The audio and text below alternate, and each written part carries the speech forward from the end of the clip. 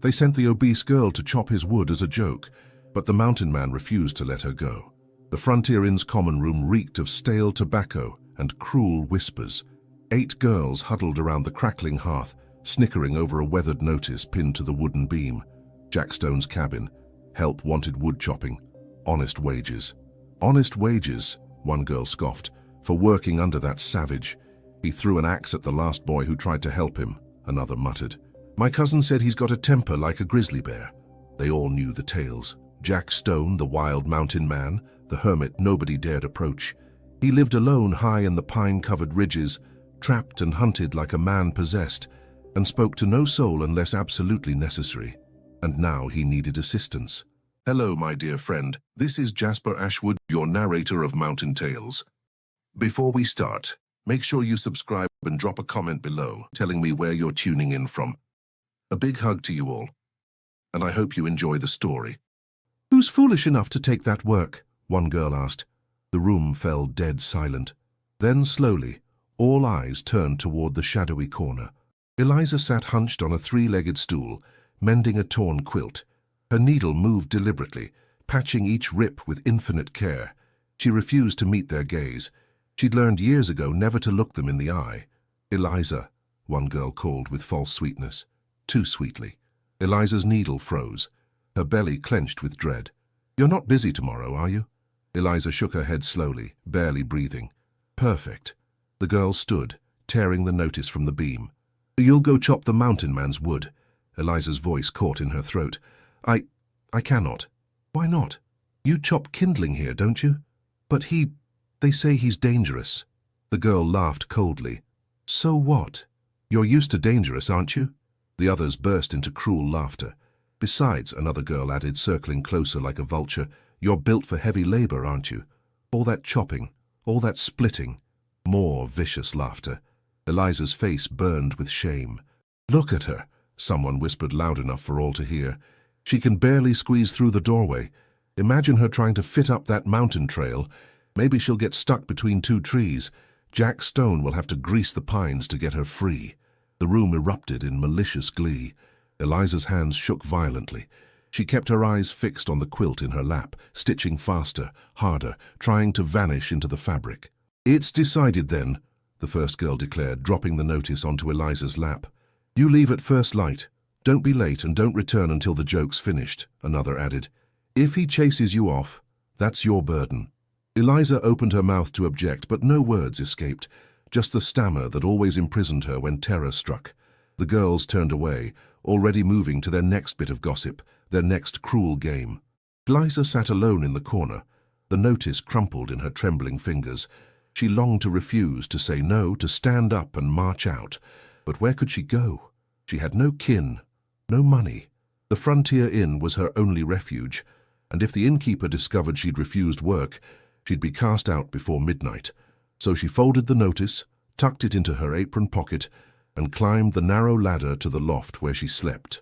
That night, Eliza lay wakeful on her threadbare blanket, staring at the rough-hewn rafters above. The other girl's laughter echoed through her mind.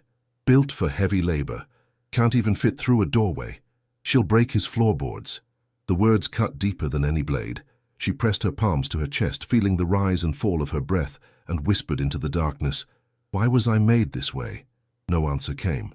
Just the sound of wind howling through the mountain passes. Dawn broke bitter and grey. Eliza, dressed in her most worn work dress, tied her hair back with a fraying leather cord and slipped out of the inn before the others stirred. The climb to Jack Stone's cabin took 2 hours. Her feet ached terribly. Her dress clung uncomfortably in all the wrong places. By the time the cabin came into view, sweat soaked her collar despite the frigid mountain air. The homestead was more remote than she'd imagined. Dense pine forests stretched endlessly in every direction.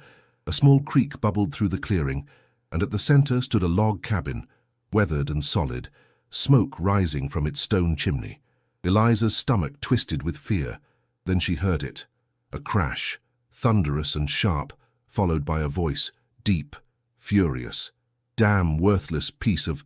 Another crash. Eliza froze at the split-rail fence, her hand gripping the rough wood. Through the cabin's open door, she could see him. Jack Stone, massive, broad-shouldered, his buckskin shirt sleeves rolled up, muscles taut as he gripped a broken splitting maul and hurled it across the clearing. It smashed against a pine trunk, the handle splintering into fragments. He stood there, chest heaving, fists clenched, jaw tight enough to crack granite. Eliza's breath caught. This was the man they'd sent her to. The wild mountain man, the savage with a grizzly's temper. She wanted to turn around, to run, to disappear back into the forest. But then he turned, his eyes locking on hers. Dark, hard, unreadable. For a long moment, neither moved. Then Jack spoke, his voice low and rough as tree bark. "What are you doing here?" Eliza's mouth opened, but the words tangled. I was sent to chop wood." His eyes narrowed dangerously. "Sent by who?" The Frontier Inn. They said you needed help." Jack stared at her, his jaw working. She could see the tension in his shoulders, the rage still simmering just beneath the surface. Then he let out a bitter laugh, short, sharp. "They sent you." It wasn't a question. It was a statement, a grim realization. Eliza's cheeks burned with humiliation. She knew what he saw, what everyone saw. Fat, clumsy, powerless, a joke. Jack turned away, running a weathered hand through his dark hair. "Go home." Eliza blinked. "What?" "I said go home. I don't need help from someone they sent as a prank." Her chest tightened painfully. She should leave, she should thank him and walk away. But then she thought of the inn, the laughter, the cruelty, and she thought of the innkeeper's warning.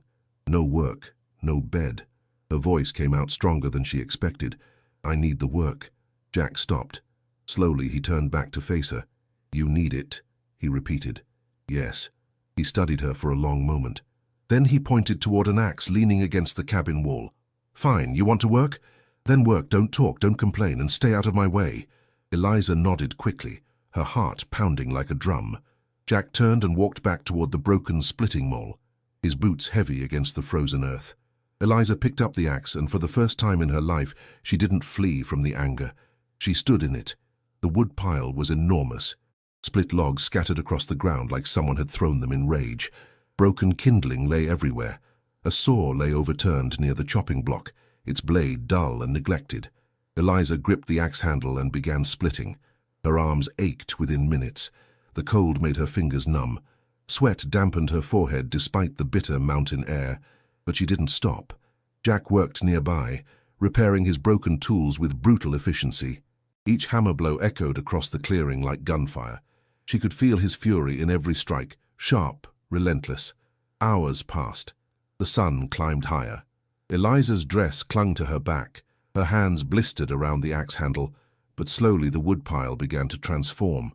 The logs stacked neatly, the kindling sorted by size, the area organized and efficient. She worked in silence, the way she'd learned to survive, invisible, unheard. Midday came and went. Jack hadn't spoken to her once. Eliza paused to catch her breath, leaning against the chopping block. Her stomach growled loudly. She'd left the inn without breakfast, too afraid to face the girls. "You missed a section." Eliza jumped, nearly dropping the axe. Jack stood in the cabin doorway, silhouetted against the firelight within. His face remained hard, unreadable. He pointed toward the corner. There, kindling still scattered. Eliza nodded quickly, her cheeks burning. "Sorry, sir. Fix it." Jack watched her for a moment longer, then turned and walked back inside. Eliza's hands trembled as she gathered the scattered kindling. She'd expected cruelty, expected him to chase her off like the girls predicted, but he hadn't. He was strict, cold, but not cruel, just angry at the world. By late afternoon, Eliza had finished the main pile. Her body screamed for rest. Her legs trembled, but she kept going, splitting smaller pieces for the kindling box. That's when she heard footsteps behind her. Jack stood at the cabin steps, a tin cup in his weathered hand. "Come here." Eliza approached carefully, her legs shaking with exhaustion. Jack held out the cup. "Drink. Water. Cool and pure from the mountain spring." Eliza stared at it, then at him. I don't want to bother you. You're no good to me if you collapse." His voice was gruff, but something in it had softened, just slightly. Eliza took the cup with trembling hands and drank. The water was the sweetest thing she'd tasted in days. "Thank you," she whispered. Jack grunted, then walked back toward his repair work. Eliza watched him go, the empty cup still in her hands. For the first time since arriving, her chest didn't feel quite so tight. The sun began to set, painting the sky in shades of orange and deep purple behind the towering pines. Eliza finished the kindling and gathered the tools. Her body ached in places she didn't know could ache, but the woodpile gleamed, every log stacked, every tool in its place. She stood in the clearing, looking at what she'd accomplished, and felt something she hadn't felt in years: pride. Jack appeared from the forest, carrying fresh game by its hind legs. He tied it to the porch post, then glanced at the woodpile. His eyes swept across the neat stacks, the organized tools, the carefully sorted kindling. For a long moment he said nothing. Then quietly, "You're still here. You said to work, so I worked." Jack's jaw tightened. He stepped into the clearing, his boots crunching on wood chips. He ran his hand along the stacked logs, checking her work. His fingers came away clean of bark and debris. "The girls at the inn," he said slowly. "They sent you here to fail." Eliza's throat tightened. She nodded. Jack turned to face her. "Why'd you stay?" I needed the work." "That all?" Eliza hesitated. Then softly, "I wanted to prove them wrong." Jack studied her. For the first time, his expression wasn't hard. It was something else, something almost like understanding. "You did good work today," he said finally. The words hit her like a physical blow. Her eyes stung. She blinked fast, willing the tears back. "Thank you." Jack nodded once, then walked toward the cabin. He paused at the door. "Be back at dawn. There's more to do." Eliza's breath caught. You want me to come back?" Jack looked at her over his shoulder. "You want the work or not?" Yes, I do." "Then be here at dawn." He disappeared inside. Eliza stood alone in the clearing as twilight deepened around her. Her body ached. Her hands were raw, but her heart felt lighter than it had in months. She wasn't a joke here. She was a worker. And for the first time in her life, someone had told her she'd done good. The walk back to the inn felt shorter somehow. When she arrived, the girls were gathered in the common room, laughing over supper. Well, one called out. "The joke's back. How long did you last? An hour?" "Did he throw an axe at you?" "Bet she couldn't even make it up the mountain trail." Eliza walked past them without a word. She climbed the ladder to the loft, washed her face in the basin, and lay down on her blanket. Let them laugh. Tomorrow she'd be back at the cabin, and the day after that, and the day after that. Because Jack Stone hadn't laughed at her. He'd given her water. He'd told her she did good work. And in a world that had spent years tearing her down, those small kindnesses felt like the first stones of a bridge she didn't know she could cross. Outside, the stars began to appear. Eliza closed her eyes and whispered into the dark, "Thank you." Not to the girls, not to the innkeeper, to the wild mountain man who'd let her prove she was more than a joke. And somewhere across the valley, in a cabin built by rough hands and guarded by walls of silence, Jack Stone sat by his fireplace, staring into the flames. For the first time in years, the wood was properly stacked. For the first time in years, someone had worked without complaint. For the first time in years, the silence in his cabin didn't feel quite so heavy. He thought of the girl with the stutter and the trembling hands, the one they'd sent as a joke, the one who'd stayed anyway. And something inside him, something he'd buried deep after his father's fists and his mother's abandonment, began to stir. Not love, not yet, but recognition. She knew what it meant to endure, and maybe, just maybe, she was stronger than anyone gave her credit for, including herself. Dawn came soft and golden. Eliza arrived at the cabin before the sun cleared the mountain peaks. Her body still ached from yesterday's work, but she ignored it. She'd promised to be here, and she kept her promises. Jack was already awake, splitting kindling near the cabin. His buckskin shirt clung to his back, damp with sweat despite the cool morning air. Each swing of his axe was precise, controlled, but beneath it, she could still sense the anger, always there, always simmering. "You're early," he said without looking up. I didn't want to be late." Jack buried the axe in the stump and turned. "Woodshed needs clearing today. Haven't organized it in a month." Eliza nodded. "I can do that." He studied her for a moment, then pointed toward a pair of work gloves hanging by the cabin door. "Use those. Work will tear your hands up otherwise." She took the gloves, surprised by the gesture. The work was harder than splitting. The shed was chaotic. The smell of old wood and mice made her stomach turn. But Eliza worked steadily, moving logs, hauling kindling, organizing everything by size and type. Hours passed. Jack worked nearby, repairing his cabin's chinked walls. She could hear him muttering under his breath when a log refused to fit, cursing when mortar crumbled, but he didn't throw anything today. By mid-morning, half the shed was organized. Eliza paused to catch her breath, leaning against a stack of split pine. Her arms trembled, sweat dripped down her neck. That's when she heard voices, female voices, laughing. Eliza's stomach dropped. She stepped to the shed door and peered out. The girls from the inn, 5 of them on horseback, standing just outside the clearing, whispering and giggling as they watched her. "Look at her," one said, loud enough to carry. "Covered in sawdust. Smells worse than a pine forest. Bet she loves it, rolling around in the dirt where she belongs. How long before Stone sends her packing?" Eliza's cheeks burned.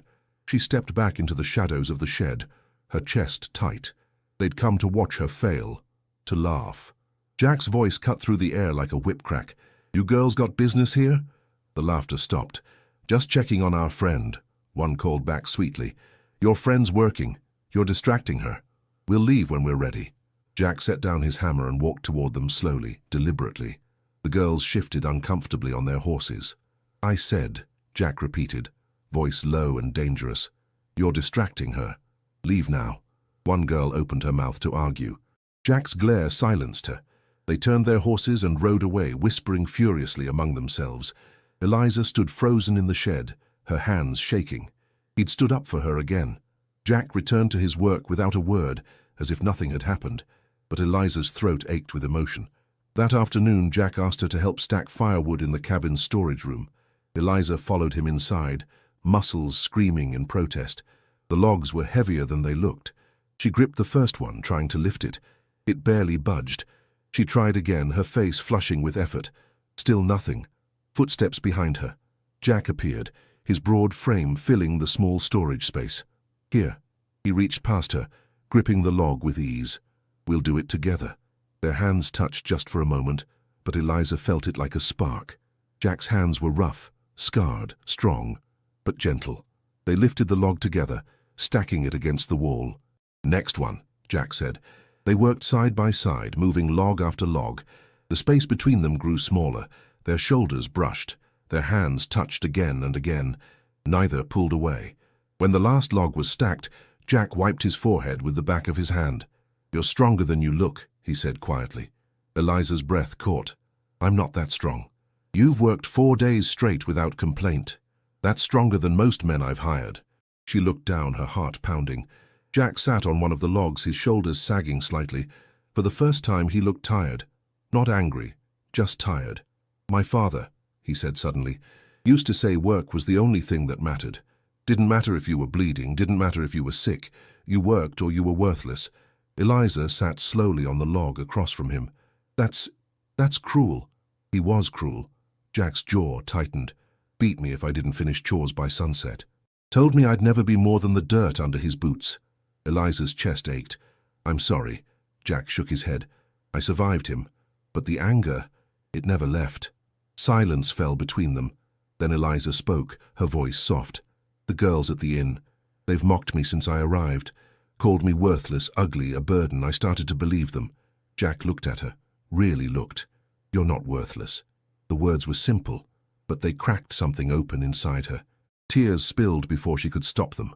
Jack stood, crossed the space between them, and offered his hand. "Come on. Day's not over yet."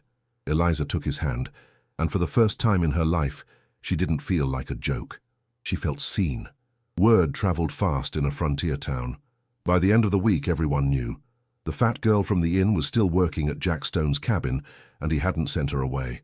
The saloon buzzed with gossip.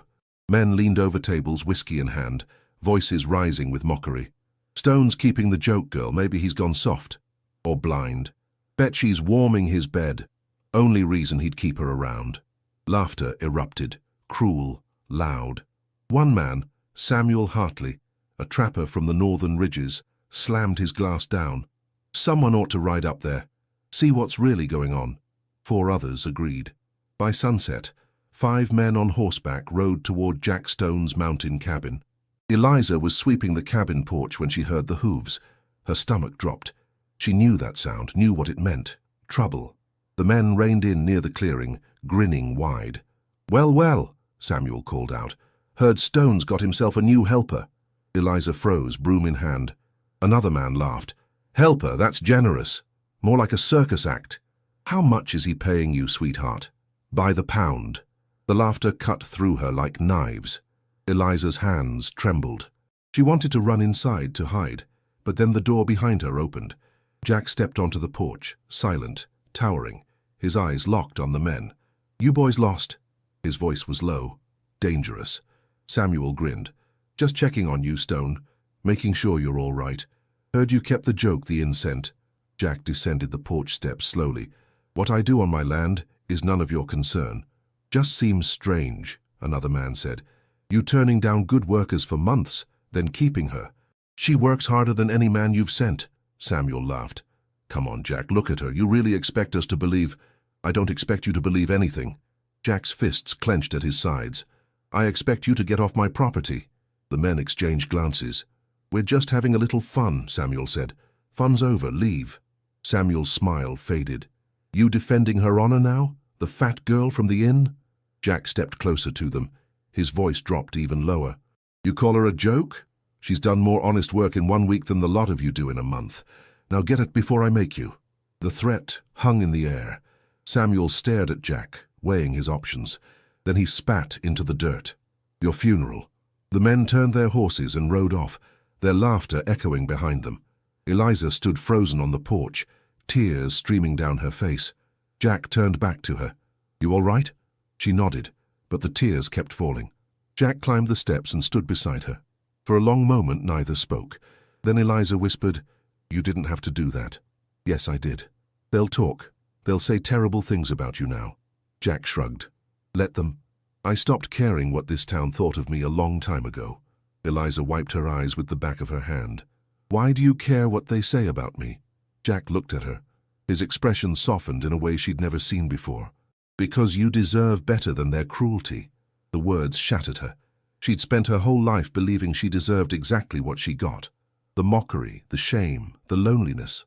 But Jack Stone, the wild mountain man everyone feared, was telling her she deserved better, and for the first time she believed him. Inside the cabin, Jack poured her water, then sat across from her at the small wooden table. "I need to tell you something," he said quietly. Eliza waited. "They're not going to stop. The town, the girls, they'll keep coming, keep talking, and it's going to get worse before it gets better." "I know," Eliza whispered. "If you want to leave, I'll pay you for the work you've done. No hard feelings." Eliza's heart pounded.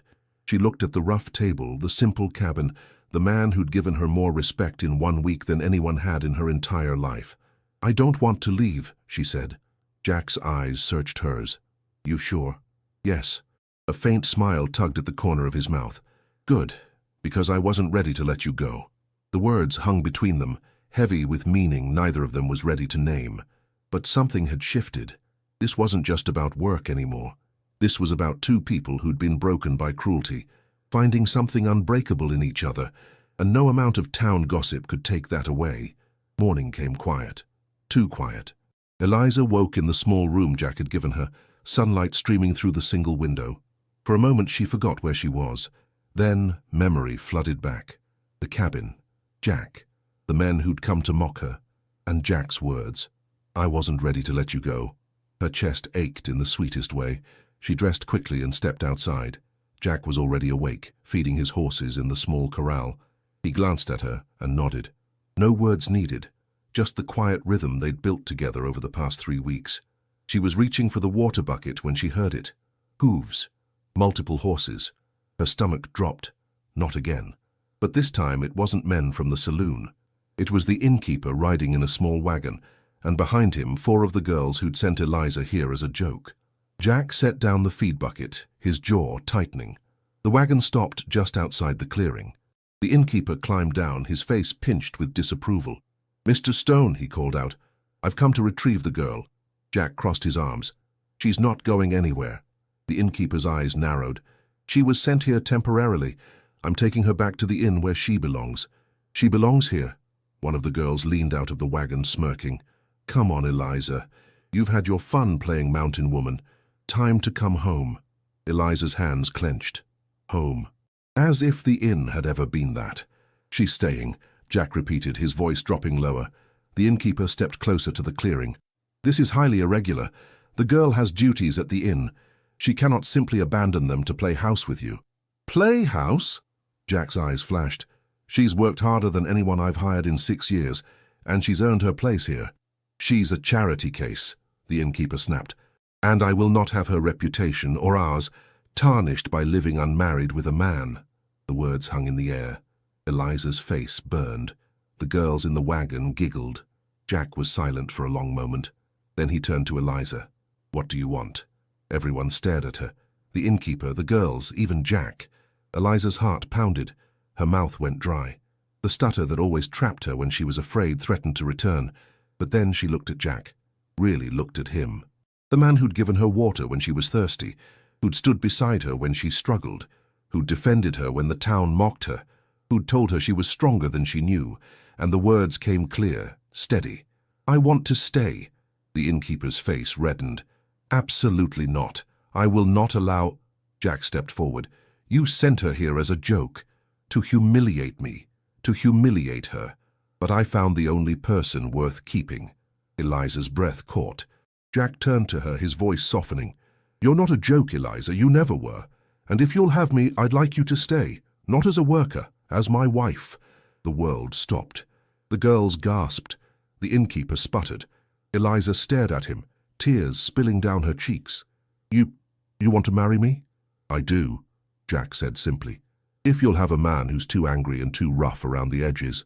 Eliza laughed through her tears. I will. Jack's face broke into the first real smile she had ever seen from him. He crossed to her, opened his arms and took her hand. The innkeeper sputtered. This is outrageous. She has no dowry, no family. No, Jack said, his voice firm. She has me, and that's all she needs. He turned to the girls in the wagon. You sent her here to fail, to be laughed at, but she's the strongest person I've ever met, and I'll be damned if I let you take her back. One of the girls opened her mouth, then closed it. For once, they had nothing to say. The innkeeper climbed back into the wagon, his face tight with fury. This is highly irregular. Highly... Good, Jack said. I was never one for regular. The wagon pulled away. The girls silent now, their joke turned on its head. Jack and Eliza stood together on the porch, his hand still holding hers. They'll talk, Eliza whispered. Let them, Jack said. I've got everything I need right here. He pulled her close, his arms wrapping around her gently. She melted into him, feeling safe for the first time in her life. I never thought, she whispered against his chest, that anyone would choose me. Jack tilted her chin up, his rough thumb wiping away her tears. You weren't sent here as a joke, Eliza. You were sent here so I could find you. And there on the porch of the cabin where she'd arrived trembling and afraid, Eliza stood tall, not as the fat girl, not as the joke, but as the woman the wild mountain man refused to let go, the woman he chose, the woman he loved. And as the sun rose higher over the pine-covered mountains, Jack Stone and Eliza stood together, hand in hand, ready to face whatever came next. Because the joke was on the town. She'd saved him just as much as he'd saved her, and together they were unbreakable. Thank you for coming this far. Stories that don't just entertain but leave a mark. Subscribe, share, and above all, keep believing that true love can still change destiny, because sometimes just one decision suffices to begin again. If this story touched your heart, tell me about it. Leave a comment sharing which part moved you the most and what you learned from it. And this was only the beginning. The next story will surprise you in ways you can't imagine. Click on the video appearing on your screen and get ready to feel even more moved.